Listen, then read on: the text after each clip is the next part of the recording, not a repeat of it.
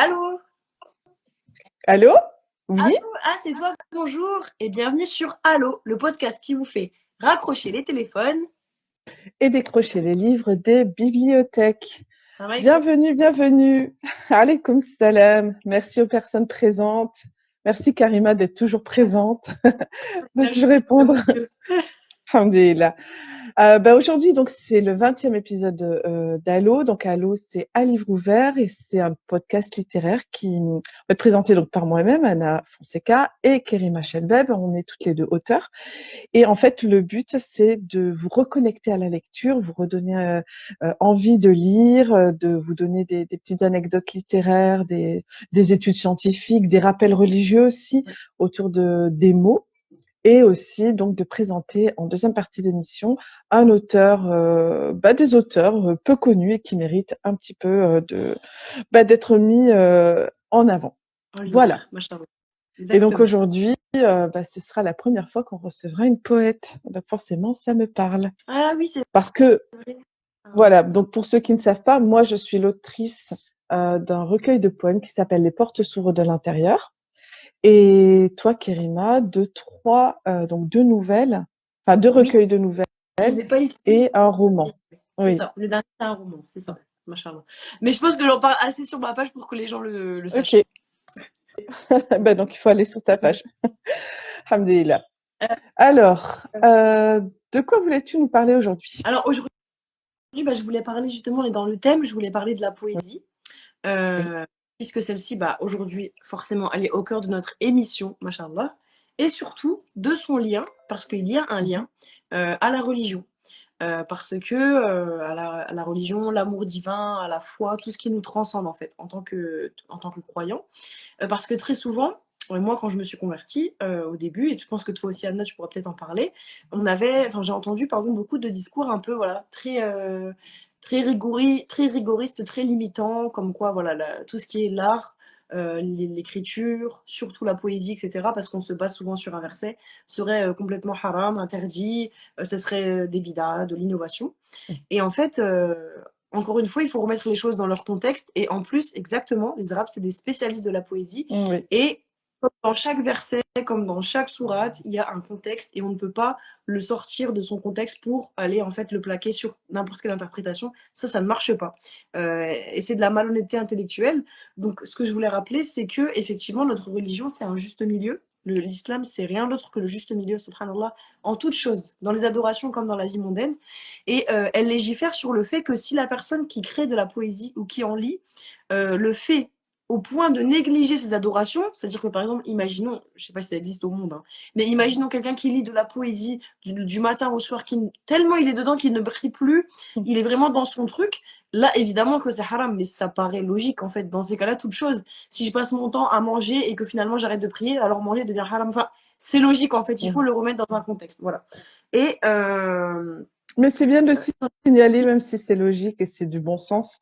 Je trouve que c'est bien de le signaler parce qu'effectivement, dans ce cas-là, tout acte mondain, mais bah vraiment oui, tout acte mondain, peut devenir illicite à partir du moment où dans ton cœur, il prend toute la place qui revient à Dieu, en fait, c'est ça. tout simplement. Mm. Surtout que les poèmes dont on va parler aujourd'hui, enfin dont je vais parler maintenant, ce sont des poèmes qui ont été justement, en fait, j'ai entendu aussi que ce qui pouvait être interdit par rapport à la poésie, c'était le fait de vouloir créer de vouloir créer quelque chose qui, en fait, là défierait un peu Allah, le créateur. Mais au contraire, ce dont je vais parler là, c'est justement des poèmes qui montrent la soumission et l'humilité extrême qu'on ressent face à Dieu, face à son prophète sallam, et Mhm. justement qui font l'éloge de ça. Euh, de façon générale, l'art et surtout la littérature, et donc la poésie, l'écriture, ont toujours été des biais, donc des moyens, par lesquels l'être humain a exprimé quoi? Son amour, sa gratitude, sa foi, subhanallah. Au contraire, moi je trouve qu'en étant écrivaine, en étant autrice comme toi, je trouve que vraiment c'est ça qui, entre autres, hein, bien sûr, on a notre Mhm. foi, on prie, etc. Mais moi je passe beaucoup par là justement pour montrer ma soumission, montrer mon humilité en écrivant des choses qui me transcendent. Parce qu'on a ce don-là, c'est un don qu'Allah nous a donné, donc on s'en sert pour notre foi, subhanallah. Euh, Mhm. on n'aurait pas le temps ici de citer tous les innombrables poèmes en fait qui ont été écrits de la part de mystiques, c'est-à-dire des personnes qui sont dans une sorte de transcendance, subhanallah, divine. Le soufisme, donc beaucoup de personnes qui viennent du tasawwuf, de la spiritualité, ont écrit des poèmes incroyablement beaux, subhanallah, à l'éloge du prophète sallam, à l'éloge Ça, d'Allah. c'est vrai. Et surtout, le plus connu, je pense que tu connais, tu me diras, c'est la El Burda. Ce qu'on appelle El Burda, c'est un poème écrit en l'honneur du prophète sallam de la part d'un shir. Mais en fait, il a été tellement connu qu'il est resté, je pense que pendant les périodes du Maulid, en fait, je pense que si tu l'écoutes, après tu l'écouteras, tu diras, ah oui, c'est tellement connu, subhanallah, ça a été repris en anachid, ça a été repris en musique, même au Maghreb, on l'entend beaucoup pendant le Ramadan. Et en fait, à la base, ça part d'un poème, subhanallah. Ça part d'un poème d'une personne qui est tellement transcendée par l'amour du messager d'Allah, qu'en fait, il n'a pas trouvé mieux que d'écrire son amour par des mots. Et quels mots! Il faut lire le poème, waouh, il est incroyable, subhanallah. Donc voilà, pour pas faire trop. Donc, ah oui, il a été écrit ce poème, El Burda, par le soufi égyptien El Boussiri. Voilà, donc vous irez voir, mais c'est sûr que tout le monde connaît, machallah, c'est très très connu. Et ici, du coup, pour venir au cœur du propos, pour attester du fait que l'art, en fait, il peut très bien être au service de notre foi, l'art peut très bien être au service de notre amour pour Allah, pour la création, pour le prophète sallam, je voulais évoquer le poème d'une personne très très connue, très très très proche, je pense qu'il n'y a peut-être pas plus proche qu'elle de notre prophète sallam, qui est cette personne, pardon, elle a composé ce poème juste à sa mort. Je ne sais pas si tu as lu mes notes. Si tu les as pas lues, Anna, essaye de trouver. Non, je suis désolée, j'ai pas lu. Alors justement, c'est bien. Essaye de Ah, deviner qui est-ce qui pourrait ok, faire un ok. poème Non, ça va alors. à sa mort. Tu me les as envoyés, mais Bah, c'est bien. j'ai pas lu. Justement, c'est bien. Ok, ok. Donc une personne très proche de lui qui aurait écrit Euh, un poème euh, à sa mort. Très proche de lui, il y avait Anas, il y Oui. avait Encore Ali. plus proche. C'est une femme ou un homme? Une femme. Ah, ah bon, Aïcha? Non. Mm, bon, une de ses épouses, Dans Khadija? sa descendance. Ok, Fatima? Ouais, Ok. machallah. Elle a écrit. Tu m'as bien aidé quand même. Bien aidé. Mais après, Ok. bon, j'ai pas été non plus très précise. Mais du coup, ouais, Fatima Zahra, la fille elle-même de notre prophète sallam, Ah, si je me salam. trompe pas, oui, c'est bien.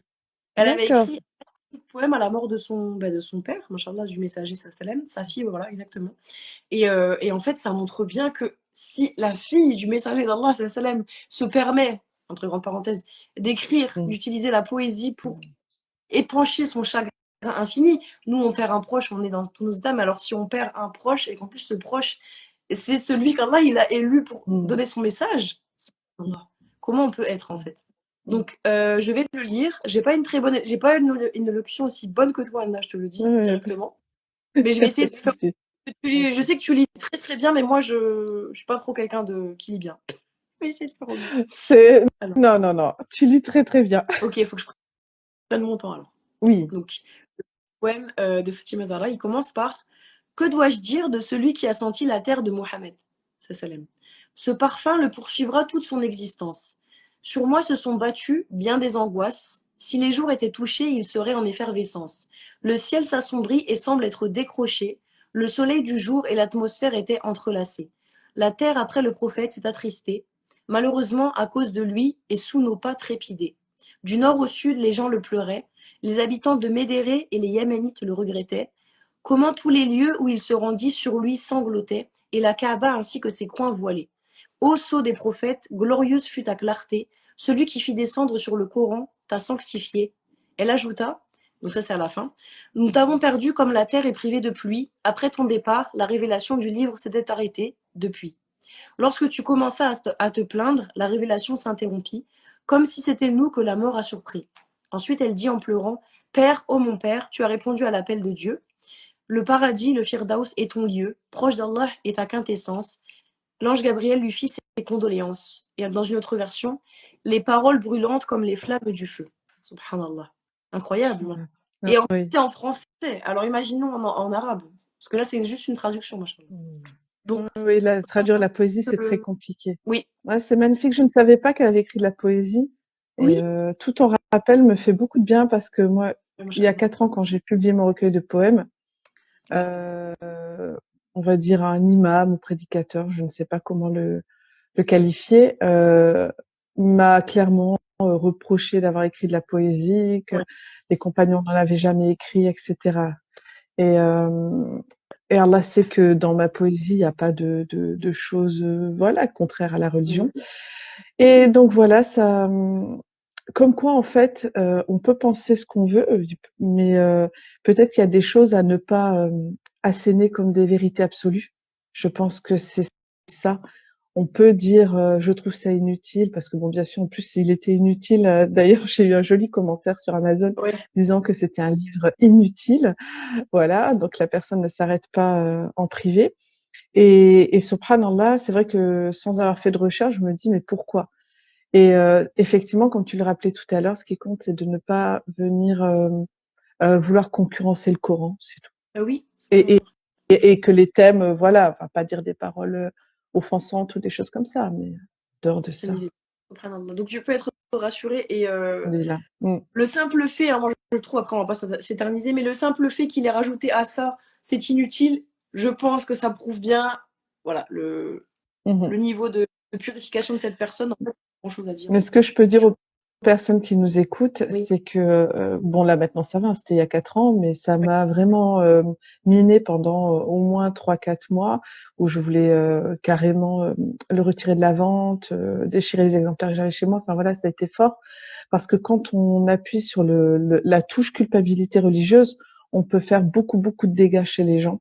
Et oui. faut faire attention entre ce qui est clair et évident dans la religion et ce qui tient de la vie privée, la vie, c'est-à-dire de son opinion privée.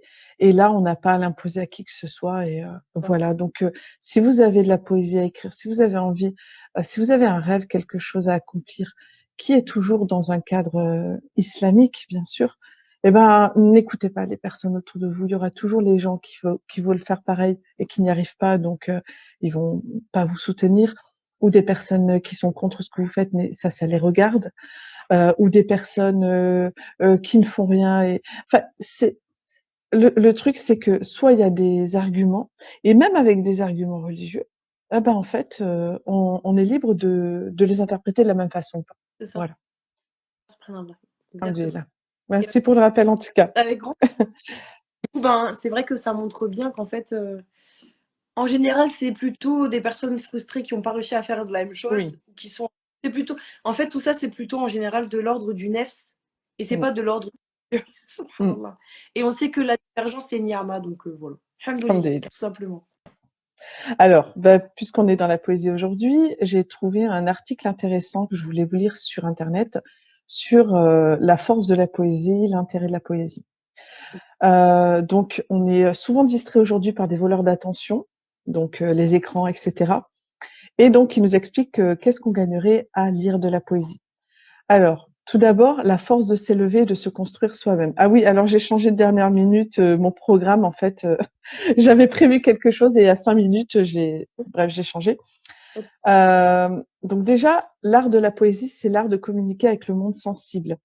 Et dans une citation, donc il y a un auteur qui a dit: la force poétique va chercher en nous, grâce à ces mots, ces nombreuses zones de sensibilité qui nous habitent et qu'on n'active que très rarement. En fait, c'est Jean-Joseph Julot, pour être précis. Et donc, un autre auteur a dit: par essence, la poésie est un moyen de s'élever car elle permet de toucher ce que nous avons de sensible en nous. Elle est un outil de développement personnel. Et moi, je dirais spirituel. Parce que, comme tu le rappelles, l'art peut effectivement être un vecteur vers Allah, tout simplement. Mhm. Alors, pourquoi est-ce que ça touche le sensible? Parce qu'en mettant du sens sur certains mots, on trouve dans la poésie des choses et des réponses que nous ne saurions pas exprimer de manière spontanée. Et si ça nous touche autant, c'est parce que la poésie fait appel à l'imaginaire et met subitement en suspens la partie rationnelle de notre cerveau. Mhm. C'est vraiment la question de la sensibilité contre la rationalité. Comme la dimension absolue de la poésie, c'est la beauté qui nous saisit sensiblement, donc la poésie n'est pas rationalisable. C'est ça. La poésie, donc le deuxième point, c'est que la poésie est une méditation créatrice. La poésie, c'est l'aptitude à penser, éprouver l'émotion quelle qu'elle soit, de l'amplifier ou de la révéler. Comme le souligne Pascal V, La poésie est une forme de création intérieure. On ajoute de soi-même dans ce qu'on est en train d'écrire ou de lire. Le poète est donc un méditant qui capte, observe et s'ouvre au réel. C'est une pratique de la conscience par laquelle on est capable de se réapproprier le réel et de s'en libérer tout à la fois. Inch'Allah. C'est pas mal. Le troisième point, la poésie est une force littéraire altruiste et universaliste. Donc, même si la poésie permet de se retrouver soi-même, l'auteur affirme aussi que la poésie, c'est se sentir davantage lié aux autres, dans la mesure où elle permet de nous fédérer autour de multiples poèmes. Le sens émotionnel peut varier d'une personne à l'autre, mais nous partageons tous ensemble la même sensibilité. Écrire ou entendre la poésie, c'est comme disposer d'une autre vision du monde. Soudain, grâce à elle, nous ne voyons plus les choses de la même manière. Donc la poésie permet, d'après Christilia Pelé, de recréer, de repenser le monde en renouvelant sans cesse ses propres sensations au contact des autres. Et donc cette poésie permet de produire, alors ça c'est une citation, c'est beaucoup de citations, hein, j'ai enlevé un peu le texte. La poésie permet de produire des éclats de langage libérateurs qui permettent de sortir du discours social conventionnel et de partager son sens poétique avec autrui. Le troisième force, on va dire, c'est que la poésie est une force consolatrice. C'est une ressource essentielle si vous avez du chagrin, si vous êtes perdu.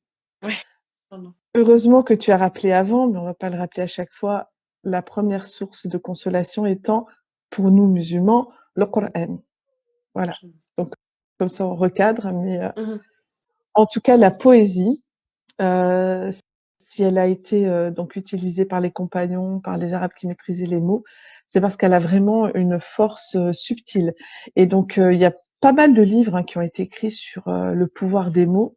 Et donc, la poésie vient en fait jouer avec les mots comme ça et les placer dans une espèce d'ordre qui va créer quelque chose chez le lecteur ou enfin l'auditeur, celui qui l'écoute. Oui. Et la poésie, oui. Je trouve que c'est quelque Dis-moi.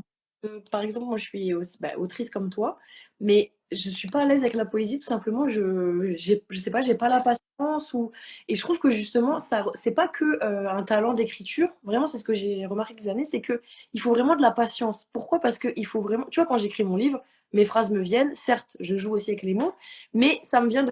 Puis, tandis que la poésie, il faut que ça rime, il faut une structure, il faut qu'il y ait quelque chose qui capte aussi au niveau esthétique, tu vois, au niveau de la alexandrin, des sonnets, etc. Et je trouve qu'en plus d'avoir un talent littéraire, il faut une certaine patience et il faut une certaine structure. Et moi, par exemple, j'arrive pas à écrire de la poésie. Je sais que je pourrais en me forcer, mais c'est pas mon genre, tu vois. Je trouve que Ça te vient pas, tu veux dire, c'est pas spontané chez toi quand tu as besoin d'écrire, c'est pas ce que tu vas écrire. Ouais, soprano. Oui. Après, il y a plusieurs formes de poésie.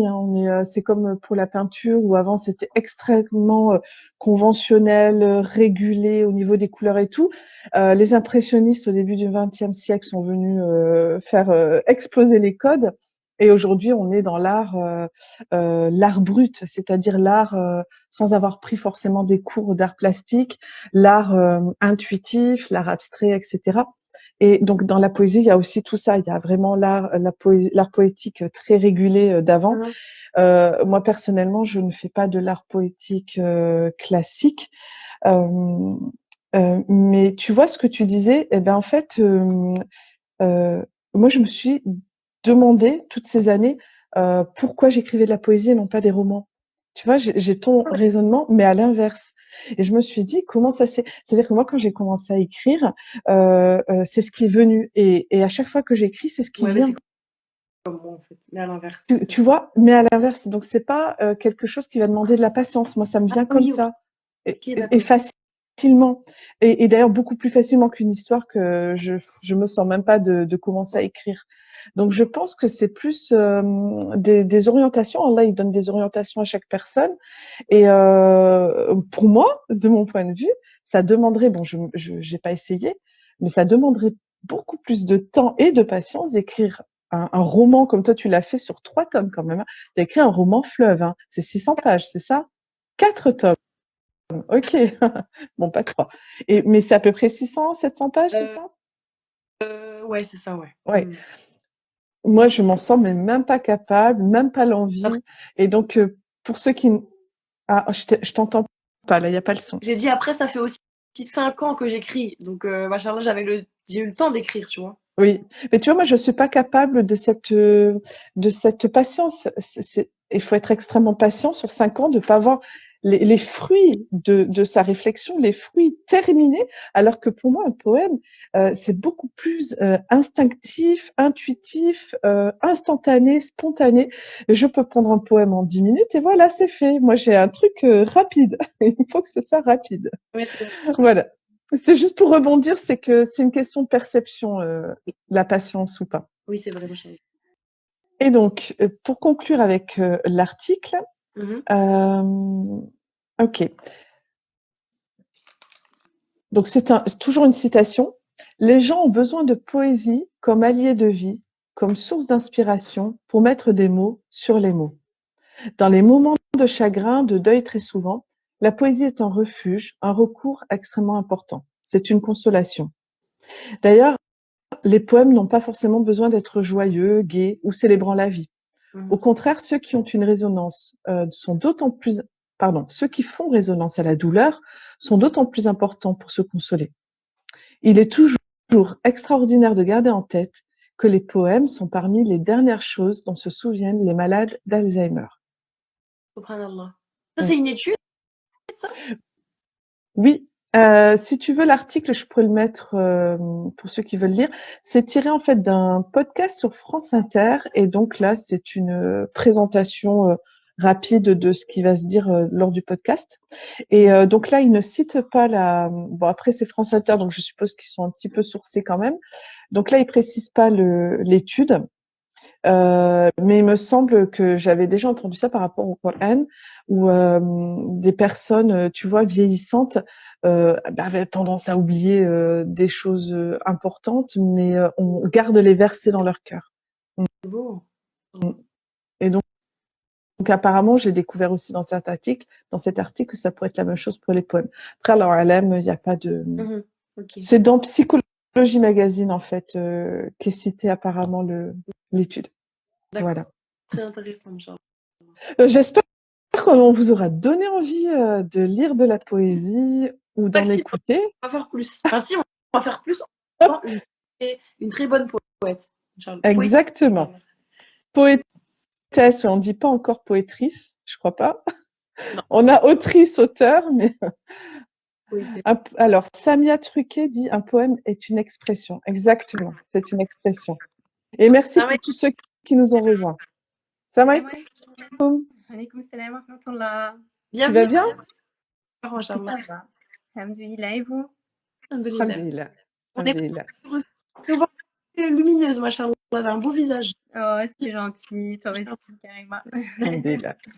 Machallah. Est-ce que tu veux te présenter un petit peu pour nos auditeurs? Oui. Je m'appelle Jacinthe. J'écris depuis que je suis assez petite. La première fois que j'ai écrit, c'était par rapport à un deuil, justement. Donc, je rebondis un peu sur ce que tu disais. Mhm. Euh, J'écris un peu de tout, mais je suis un peu comme toi, Anna Maria, c'est-à-dire que c'est plus la poésie qui va me venir spontanément. Mhm. Et je suis tout à fait d'accord avec ce que tu disais, dans le sens où quand on écrit un poème, on a le résultat, on a l'œuvre en fait qui arrive très vite. Mhm. Et c'est vrai que c'est satisfaisant. Oui. Donc voilà, après, je ne sais pas si je continue sur un Bon, après, sujet on va te poser précis. aussi des questions. C'est si tu voulais nous te présenter rapidement. Mais sinon, t'inquiète pas, on a des questions pour toi. Ah oui. T'en prie. Alors, écoute, tu as un petit peu répondu, mais est-ce que tu voulais devenir écrivain? Est-ce que tu as eu cette ambition de devenir écrivain depuis longtemps, depuis petite, ou tu as eu une révélation comme ça à un moment donné? Non, non. D'ailleurs, je me considère pas comme écrivain. En fait, c'est plus un loisir. C'est plus un Mhm. loisir ou un moyen de communication pour moi. Donc, la première fois que j'ai écrit des poèmes, c'était au décès de mon oncle. J'avais à peu près une dizaine d'années et j'ai écrit un long poème sur sa mort. Et à partir de là, et c'est vrai que ça m'est venu spontanément et la poésie, c'est quelque chose qui me vient, un peu vraiment, comme, une crise entre guillemets, j'ai l'impression. Je sais pas si c'est comme ça aussi pour toi, Anna Maria, mais c'est-à-dire que bon, je vais être en train de dormir la nuit, par exemple, et je vais me réveiller et il faut absolument que j'écrive ce qui sort de moi, en fait, un peu comme un Film. exutoire. Ouais, c'est vrai, comme un exutoire. Et c'est vrai que j'ai plus de difficultés à me poser et à me dire je vais écrire un récit. Je l'ai fait parce que j'ai écrit un petit roman jeunesse, mais bon, c'est pas ce qui va me venir spontanément. Donc non, j'ai jamais pensé, enfin, je me suis jamais dit, tiens, je vais publier un livre. La première fois que j'ai publié un livre, c'était mon livre sur l'islam, sur le récit de ma conversion à l'islam. Et à l'origine, c'était un ensemble de lettres que j'avais écrites à mon père pour lui expliquer justement un peu pourquoi je me suis convertie et lui montrer que une démarche en fait personnelle et intellectuelle. Donc c'était vraiment des lettres que je mettais sur un blog à l'époque et c'est un peu avec les commentaires des gens qui me disaient ah, mais tu devrais le publier, tu devrais en faire un livre parce que ça peut servir. Il y a plein de personnes qui ont de convertis qui ont ce genre de dilemme et qui savent pas trop comment expliquer à leurs parents. Et c'est comme ça que c'est venu. Hein. Je l'ai proposé à un éditeur et ça a été publié. Donc voilà, c'est un peu entre guillemets un hasard, quoi, mais un destin, on va dire plutôt.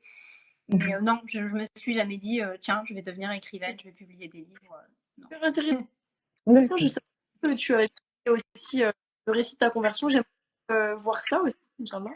Oui, bah écoute, il est là. Ah ouais. Sur le chemin de la foi. Ah, machallah, il est beau. En fait, à la base, il s'appelait Musulmane dans une famille française. On a fait la première édition en 2008. Ouais. Et, ensuite, je suis partie vivre au Maroc. J'ai perdu ma maman. Et comme on l'avait bien vendu, mon éditeur m'a dit on va refaire une édition si tu veux rajouter des trucs. Donc, j'ai rajouté un petit peu ma vie au Maroc, le décès de ma maman et ça a donné celui-là. Donc, c'est la deuxième édition. Ok, super. Super. Si on résume, depuis combien de temps tu écris? Depuis le poème pour ton oncle décédé. Ouais, depuis assez petite quand même, ouais. Okay, d'accord.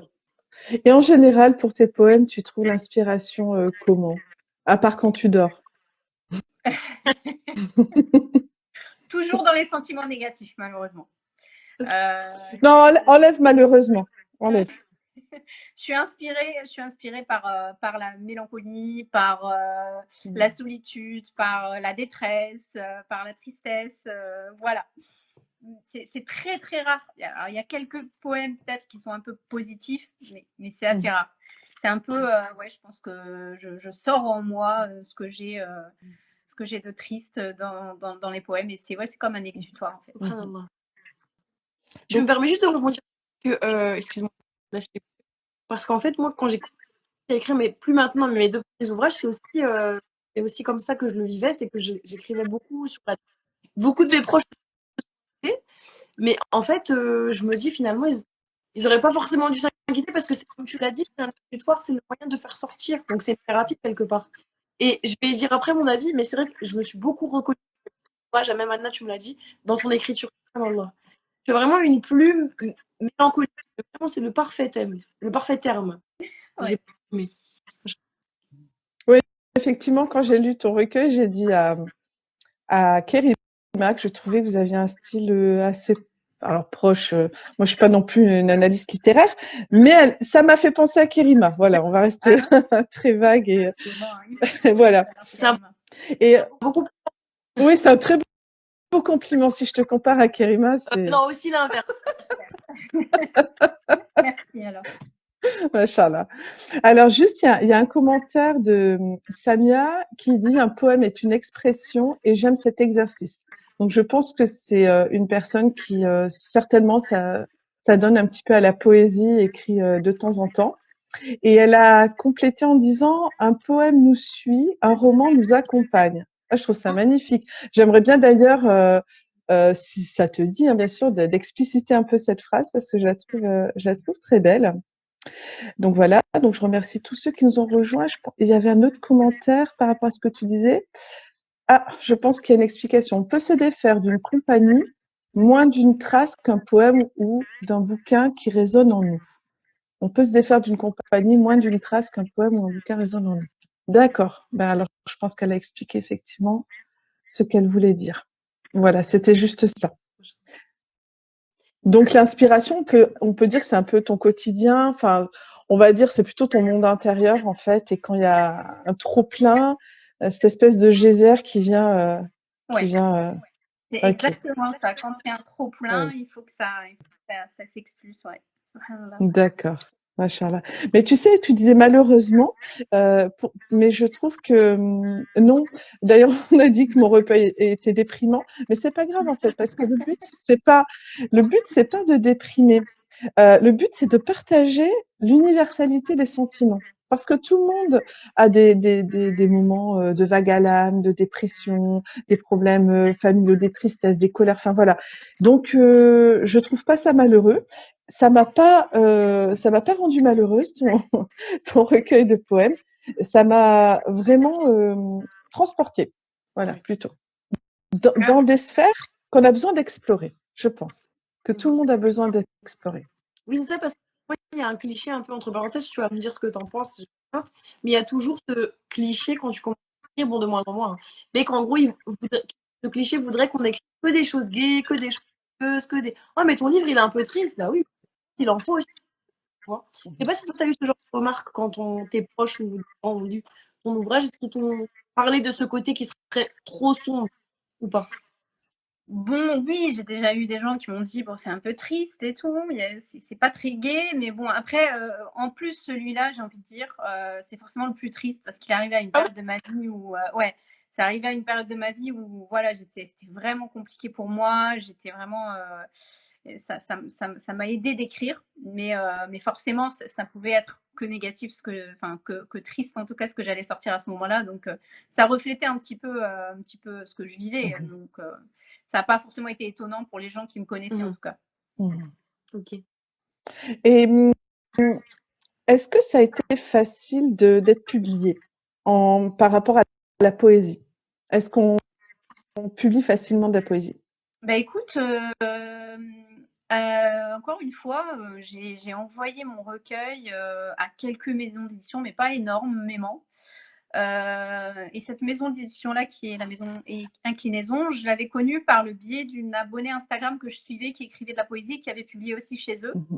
C'est comme ça que je suis tombée sur leur maison d'édition et j'ai trouvé ça sympa parce qu'ils faisaient des petits recueils de poésie. Je me suis dit, D'accord. bon, voilà, je me suis dit, bon, je vais leur envoyer un peu par mail. Hein, je leur ai envoyé par mail mes écrits. Et puis, voilà, assez rapidement, ils m'ont dit qu'ils étaient d'accord pour publier. Donc, non, j'ai pas vraiment eu de mal. Après, c'était pas non plus un objectif pour moi de publier. Bon, si je pouvais trouver une maison d'édition pour m'éditer, forcément, c'était bien, c'était un plus. Après, si tu veux, moi, j'écris plutôt pour le souvenir. D'accord. C'est-à-dire, c'est pas vraiment, je me considère pas comme écrivaine, je veux à tout prix avoir un public, etc.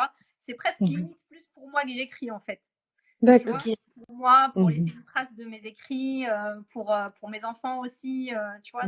C'est que je sois publiée par une maison d'édition ou pas, ça change pas grand-chose pour moi en fait, puisque maintenant on a l'auto-édition qui rend tout ça possible. Donc Oui. voilà. Ouais, c'est vrai. Il y a beaucoup plus de portes accessibles qu'auparavant, il y a encore quelques années, même des dizaines. C'est très élitiste, c'est un peu malheureux quand même.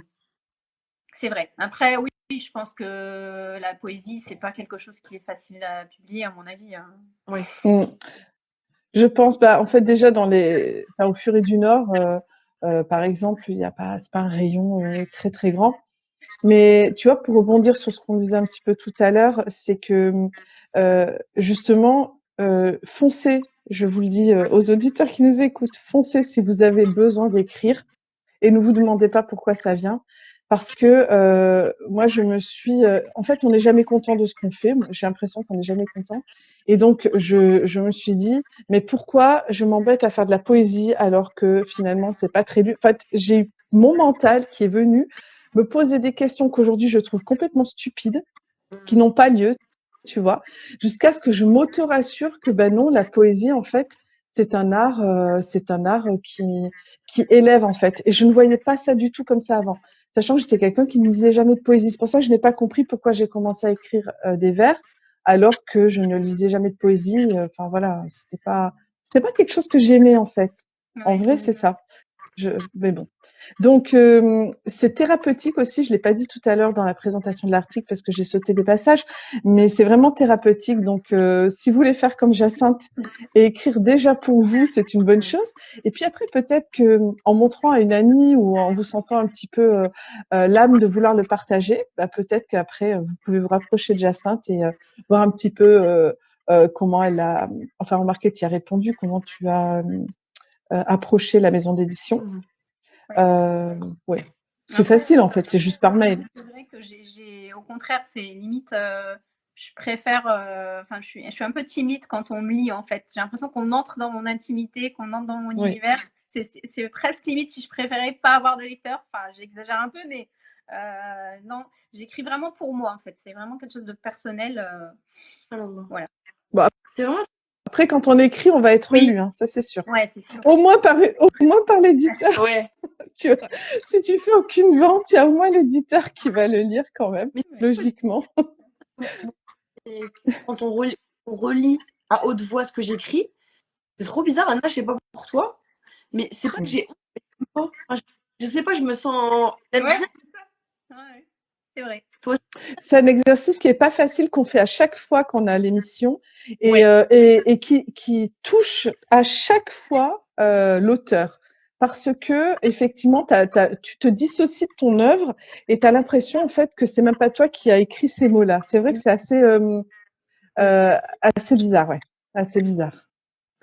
Juste, il y a un commentaire de Samira Psychologue qui dit: il est même salvateur de partager l'universalité des souffrances. Donc tu vois, tu fais du bien à tout le monde, Jacinthe.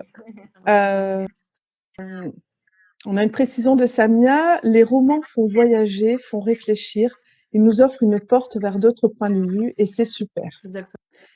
Comme on avait dit, tu peux de ton œil, subhanallah. Et sinon, on a les éditions Actes Sud apparemment qui publient de la poésie. Et Jacinthe, je voulais savoir, tu as publié combien de livres si on compte aussi ton témoignage de conversion? Mon témoignage de conversion en 2 éditions, un roman jeunesse, celui-là je l'ai auto-édité. En fait, c'est un roman jeunesse que j'avais écrit pour mes élèves à l'époque parce que je trouvais pas de livre à étudier avec mes élèves qui contiennent pas de choses qui contredisent un peu l'islam, mais qui n'avaient pas de valeurs que j'avais envie de partager, donc je l'ai écrit moi-même. Ensuite, j'ai fait ce recueil de poésie Rédemption, et là un autre recueil de poésie qui s'appelle Résilience. Oui, Résilience, il n'y a pas longtemps, si j'ai bien suivi. Ça, il y a pas longtemps. Et dis-moi, si c'est pas indiscret, mais bien sûr, on peut toujours ne pas répondre aux questions. Pourquoi ce titre Rédemption? Rédemption, parce que c'était un peu l'idée d'une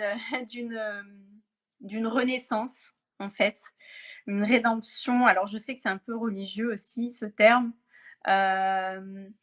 Je sais pas, c'est un peu comme si, je l'ai écrit à un moment où je tournais une page de ma vie, où j'ai l'impression que dans mon passé, j'ai pu faire des erreurs, peut-être suivre une voie qui ne me correspondait pas vraiment, m'enfermer peut-être dans quelque chose qui ne me correspondait pas vraiment. Et là, Rédemption, c'est un peu comme si je déposais un petit peu mon sac je faisais un peu je prenais un peu de recul sur ma vie passée et je déposais un peu le sac et je me disais allez, maintenant c'est une nouvelle vie.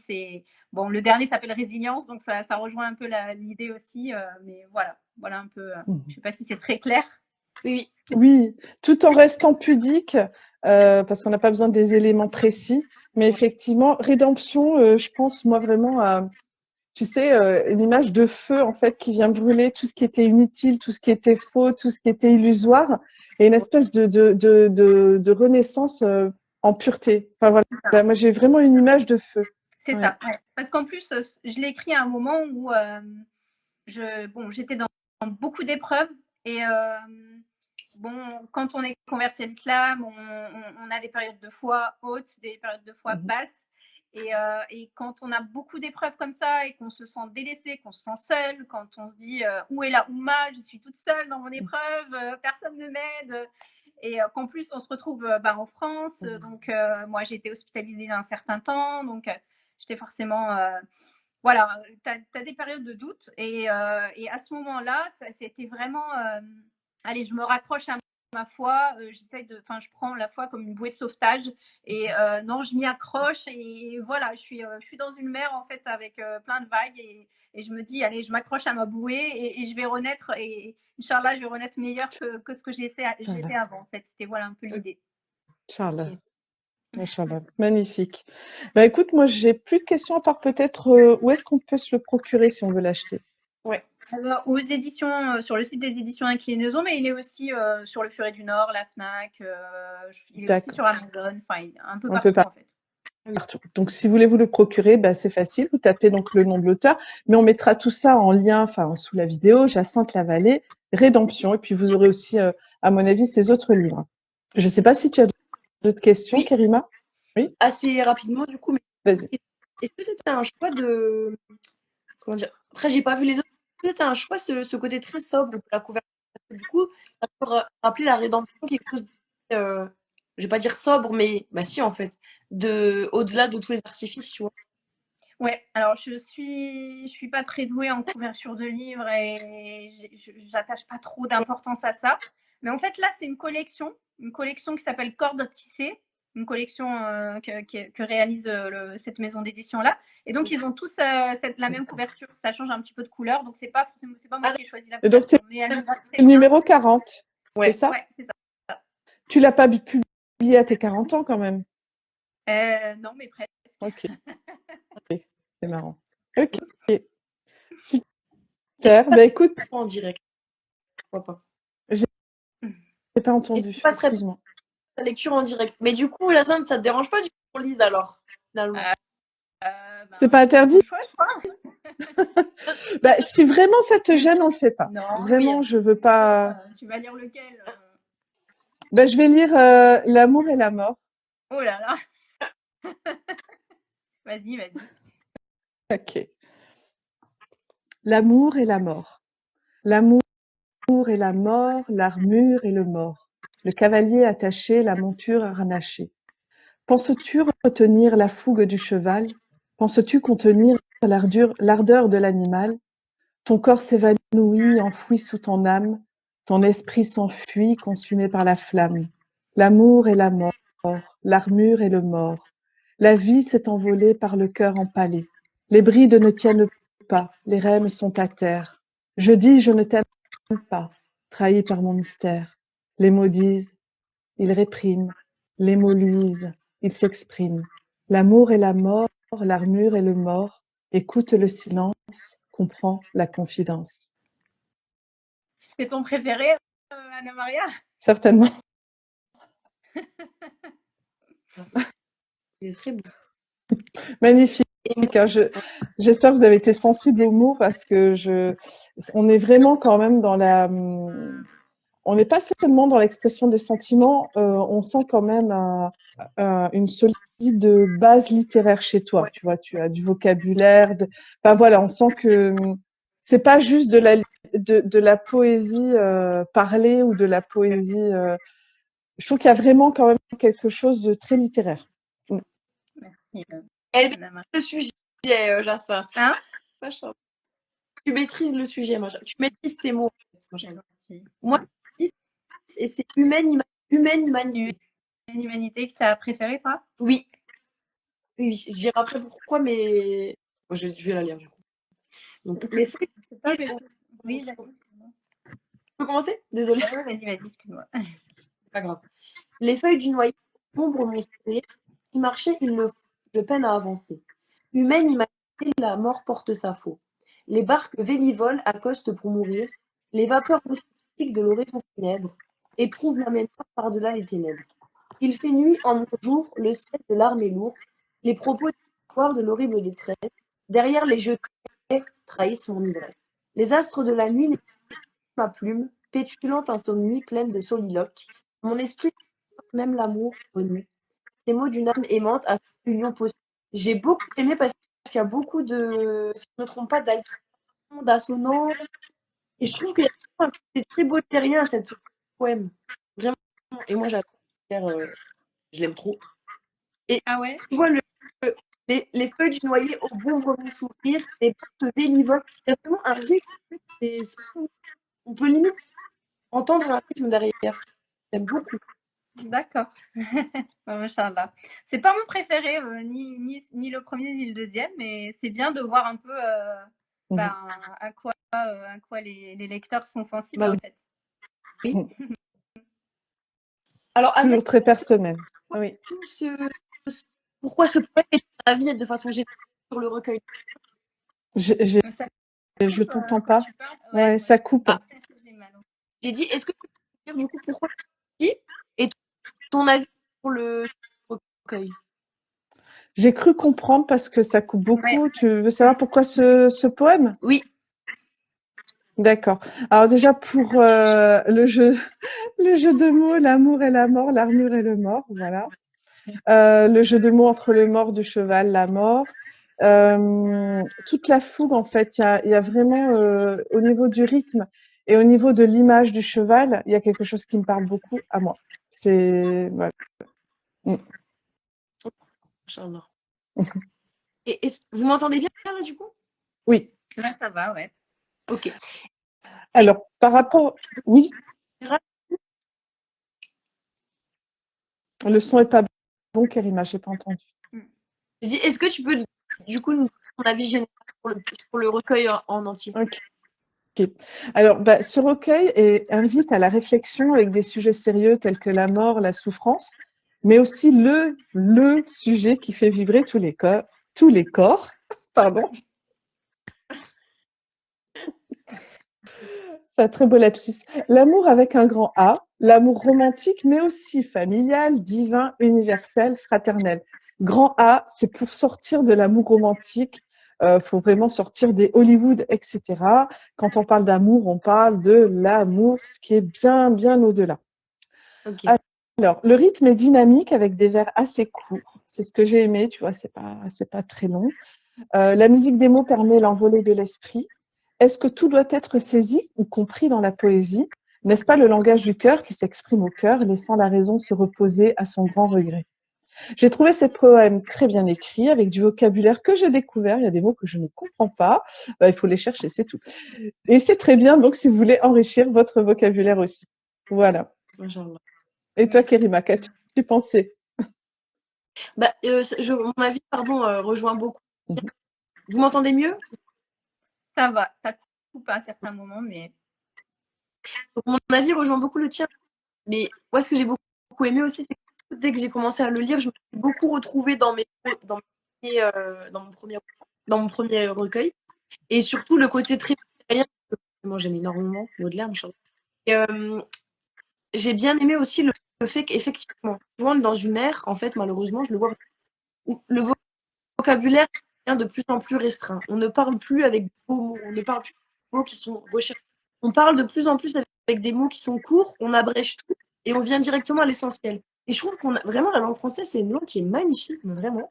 Il y a des termes qui sont incroyables et j'adore parce que du coup, quand on lit ton ouvrage, ben, on apprend plein de mots et on se rend compte que, subhanallah, on peut jouer tellement facilement avec la langue française quand on a du vocabulaire. Et en fait, c'est pas souvent qu'on dit que beaucoup de jeunes, ils sont violents. Pourquoi? J'avais déjà dit ça dans un autre halo, c'est parce qu'il manque de vocabulaire. Et quand tu sais pas exprimer, communiquer, bah, ta communication, ça va être forcément une communication violente, pas verbale. Et je trouve que ce point-là, c'est bien de dire des choses qui sont, voilà, élaborées au niveau du vocabulaire. Ça nous permet d'en apprendre et ça nous permet de voir qu'en fait, tu peux tout dire. On a tellement de mots qu'on peut vraiment tout dire, subhanallah. Et j'ai beaucoup aimé forcément, mais après, voilà, au niveau de la structure, il y a beaucoup de jeux de mots, il y a beaucoup d'assonances, de figures de style. Enfin, vraiment, quand on s'y connaît un petit peu, c'est un plaisir de lire parce qu'on remarque plein de choses de figures de style. Voilà. Donc vraiment, je vous le conseille. Inch'Allah. Et en plus, ce qui n'est pas négligeable pour nos Français moyens qui ne lisent plus, c'est des tout petits poèmes. Donc vraiment, ça se lit très vite en fait, c'est tout petit. Environ une page, un peu moins d'une page. Et le format, il est super, on peut l'emprunter dans le métro aussi. Donc voilà, c'est mon avis. Félicitations. Super, merci beaucoup. En tout cas, on va terminer avec l'actualité. Donc, est-ce que tu as une actualité par rapport on va dire, on va rester dans ton domaine d'écriture. Est-ce que tu as une actualité? Tu serais en train d'écrire quelque chose ou tu veux présenter ton livre? Enfin voilà, une actualité quelconque. Oui, j'aimerais bien, je manque un peu de temps, mais j'aimerais bien publier. Alors, vraiment, je crois que je vais passer dans tous les genres, parce que un roman jeunesse, témoignage de conversion, recueil de poésie. Et maintenant, ce serait plutôt journal intime. Alors, journal intime pour raconter un peu mon expérience. Parce que j'ai été hospitalisée en fait sur une assez longue durée. J'ai vu pas mal de choses, j'ai appris pas mal de choses dans cette expérience humaine et j'aimerais bien la retranscrire. Donc j'ai écrit déjà un journal intime personnel et j'aimerais bien un peu le réadapter, voilà, un peu le développer et le sortir comme un témoignage en fait. Voilà. D'accord. Mais ok. c'est pas un projet très urgent hein, quand j'aurai plus de temps, Inch'Allah, mais c'est quelque chose qui est en tête en tout cas. Ben, okay. Super. Machallah, super. Et toi, Kérima? Du coup, moi, j'ai une rencontre Éloi au CAD de Bizet. Donc, c'est une antenne en fait où ils invitent beaucoup de personnes. Donc, c'est à Ankerler, c'est un quartier de Bruxelles. Le 10 février, donc pas samedi qui arrive, mais le prochain. Et sinon, toujours ma chaîne YouTube, les livres, enfin, il y a beaucoup de choses de façon générale. Et, super. Simplement. Bon, ben, et moi, l'actualité, c'est toujours mon deuxième recueil de poèmes, un jour, Inch'Allah. Un jour, il sortira. D'accord. Okay. Ça arrivera. Et puis, on va clôturer donc déjà. Comment? À chaque temps, sa chose, Inch'Allah. Ça arrivera au bon moment. Oui, tout à fait, exactement. Donc, on voudrait te remercier avant de clôturer avec la citation de clôture. Te remercier pour ta présence, pour tes mots. Et voilà, si tu as envie d'un petit mot de la fin. Oui. Merci à vous de m'avoir invité. Voilà, c'était un joli concept, des questions intéressantes. Et voilà, c'est toujours un plaisir déjà de vous avoir rencontré, de vous connaître. Bon, Anna Maria, Inch'Allah, ça fait un bout de temps. Kérima, je te découvre un peu plus. J'espère, Inch'Allah, te découvrir aussi ton livre d'ailleurs. Ah oui. Voilà, donc merci. Avec plaisir. En tout cas, à bientôt, Inch'Allah. Pour vous dire, si tu veux venir sur l'émission de soir, ça me ferait beaucoup plaisir parce que tu as un parcours très riche. Donc, ça serait bien que tu puisses venir. J'ai envie après. Où ça? Voilà. Et Anna aussi, d'ailleurs. Je t'ai pas dit, Anna, d'accord? Faut que tu passes aussi. Inch'Allah. J'ai dit, il faut que vous passiez tous les deux, si vous pouvez. Avant, ce serait enrichissant. Si vous avez envie. D'accord. Avec plaisir, Inch'Allah. Alors, on va terminer avec Madame de Staël qui a dit « La poésie doit être le miroir terrestre de la divinité et réfléchir par les couleurs, les sons et les rythmes toutes les beautés de l'univers. » Voilà, ce sera magnifique. Le mot de la fin. À très bientôt, Inch'Allah, pour l'épisode 21, fin février. Et d'ici là, lisez et écrivez au maximum, Inch'Allah. À bientôt. Salam alaikum. Salam alaikum. Merci.